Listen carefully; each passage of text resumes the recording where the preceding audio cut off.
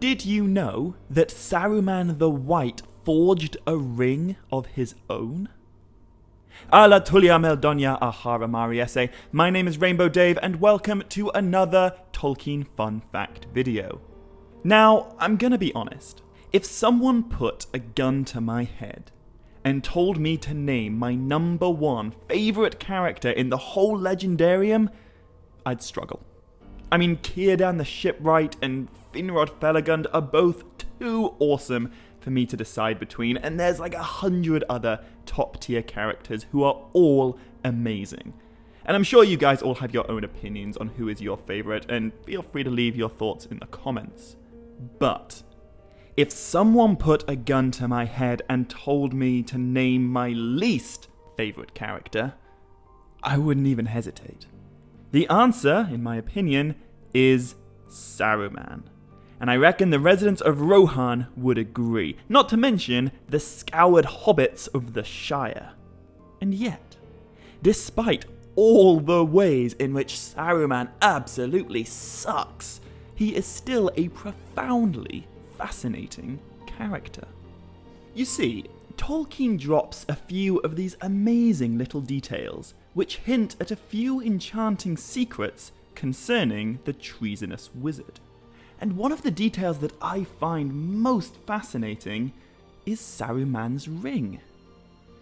Now, I feel like I probably read The Lord of the Rings about half a dozen times before I properly picked up on this blink and you miss it reference.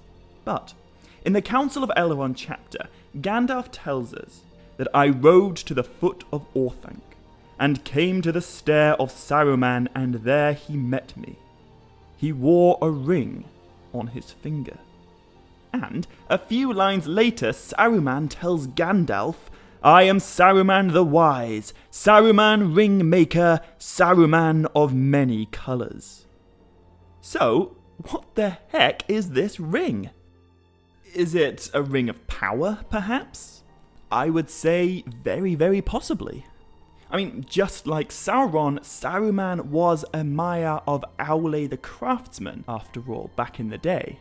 And it's significant enough that Gandalf mentions it to the council in Rivendell. Not to mention, Saruman identifies himself as the Ringmaker. But this ring is never explicitly mentioned again. Now, we're told in the Shadow of the Past chapter, by Gandalf, that before the elves of Eregion forged their rings of power, they made lesser rings that were essays in the craft before it was full grown. So, perhaps Saruman's ring is just his first attempt at making a true ring of power, sort of like a ring beta test. The truth is, we just don't know. But it raises an interesting question of what happened to this ring after Saruman died. Like, we know that in the Shire he went and got his throat cut, and Tolkien tells us that his body shrank and the shriveled face became rags of skin upon a hideous skull. But what happens to the ring? I mean, it's possible that it just remains in the Shire, and I guess with the one ring destroyed, perhaps like the other rings of power, it becomes nothing more than a fancy piece of jewellery. But it's a rather captivating little loose end to speculate on. Anyway, this ring isn't even the only dodgy little secret that Saruman's been hiding away. You see, in the Unfinished Tales, there's a passage that's set in the Fourth Age, so after The Lord of the Rings. King Elessar, i.e. Aragorn, and his fellowship buddy Gimli the Dwarf travel to Orthanc to root through the belongings of the now deceased wizard. And they discover all sorts of treasures and trinkets from Rohan that were presumably pilfered by Grima Wormtongue. But there's more, because hidden away in a locked casket in a secret room that is only discovered due to Gimli's dwarven instincts, lies the Elendilmere, the crown of Isildur, the crown that Isildur was wearing when he was killed 1,000 years before Saruman even arrived in Middle-earth. So, how on earth did Saruman acquire this? The only answer, at least as I see it, is that Saruman had been trawling the banks of the Anduin since the very beginning. He'd been searching for the One Ring since the very beginning. And although Tolkien tells us that no trace of Isildur's body was ever found by elves or men or orcs, Saruman is not one of those things. Furthermore, in the same hidden room in Orthanc, Gimli finds a chain that most likely once fastened the ring around Isildur's neck. And Tolkien even posits that perhaps Saruman did find the bones of Isildur, and he may even have burned them with dishonour in one of his furnaces. So, was Saruman just plain wicked from day one? Was the whole White Wizard thing just an act? Again, in the Unfinished Tales, we're given another clue. Tolkien tells us that Saruman soon became jealous of Gandalf, and his rivalry turned at last to a hatred.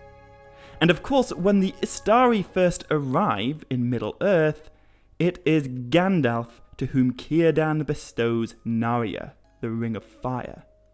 And it is Gandalf whom Galadriel chooses to lead the White Council. And before any of that, it was Olorine, which is Gandalf's Maya name, who was chosen by Manwë, the King of Arda, to go to Middle-earth. And Saruman, who at the time was called Curumo, would have known this. He would have seen this. He would have been aware that the King of the Gods favoured Olorine over him. So, does this mean that Saruman's betrayal was inspired predominantly out of pride and jealousy? It would seem, perhaps, yes. But then there is one last passage that hints otherwise. Again, in the Unfinished Tales, Tolkien tells us that when the Nazgul came to Orthanc, Saruman grew so afraid of them and of their master Sauron that he resolved suddenly to yield to Gandalf and to beg for his pardon and help. But he was too late. By the time that Saruman reached the top of his tower, all that remained of Gandalf was his distant silhouette, as Gwaihir the eagle bore the wizard to safety. Now, at this moment, Saruman must surely have realized that he had just betrayed the free people of Middle-earth and the servants of Sauron. He was entirely alone. His only friend, Grima Wormtongue, is the one who ends up betraying his treachery to the Nazgul. And of course, we all know that Saruman's story ends when Grima stabs him in the back. Literally, before cutting his throat. And it's hard to argue that this is anything less than what the treasonous wizard deserves. When I first read The Lord of the Rings, I got the impression that Saruman was once a great and noble wizard who was tragically corrupted and broken by Sauron. But in reality, I don't think Sauron had very much to do with it. In my opinion, it seems Saruman was just a rotten egg from the very moment he arrived in Middle-earth. Pride drove him to seek power, and jealousy drove him to betray everyone in the world. In that regard, he's not entirely different from someone like Feanor, or even Melkor. I feel like this makes Saruman's character even less likable. And yet, due to Tolkien's creative genius, it makes him no less interesting.